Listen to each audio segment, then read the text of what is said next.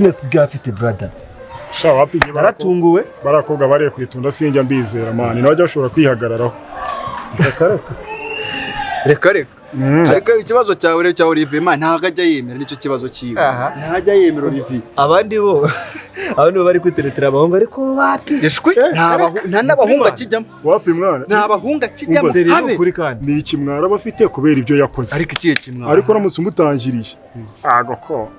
yahita akomereza mu gito mbona bisoza none zo gushingiye kucyo uvuga ngo uricyo ngo ni ikimwara ngo mwahita mu bisoza. Ahubwo mwana umukobwa mbona uri serious mbona ari yanje uzari ko ari imyiryagira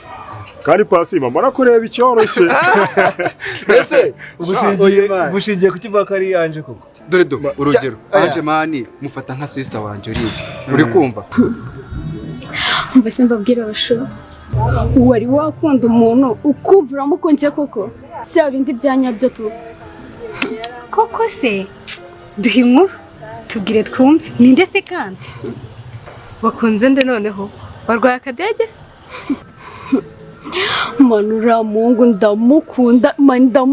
n'umutima wanjye wose gusa nabuze aho namenera sohotse kutwicisha amatsiko tubwire inkuru ese aka kanya uje ujya mu rukundo tubwire reka kutwicisha amatsiko shaya amatsiko yatwishe ni Maurice yago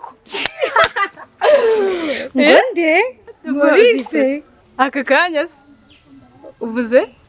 ko mutangaye se uriya musore Maurice ndamukunda bya danje